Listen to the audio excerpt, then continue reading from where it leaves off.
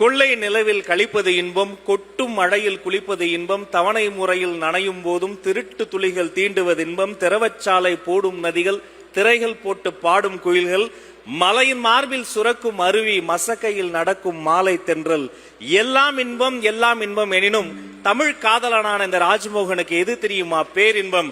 தமிழ் காதலர்களாக கடல் கடந்தும் காத்திருக்கும் உங்க முன்னாடி நிற்பதே பேரின்பம். தமிழ் காதலர்களே, உங்கள் அத்தனை பேருக்கும் முதலில் தமிழ் வணக்கம்.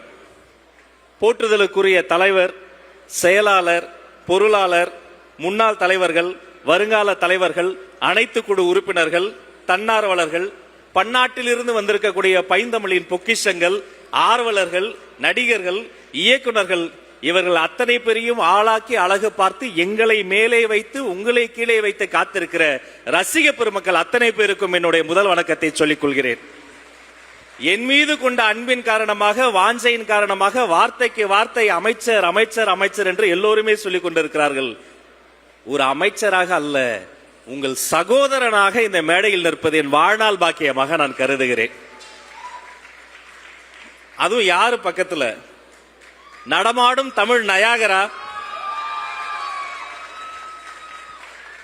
என்னை பேசு என்னை பேசு என வார்த்தைகள் எல்லாம் வரிசை கட்டி காத்திருக்கக்கூடிய ஒரு மாபெரும் பேச்சு பரம்பரையினுடைய பிதாமகன் நாஞ்சில் சம்பத் அண்ணன் மேடையில் நிற்பதே எனக்கெல்லாம் பேரின்பம்.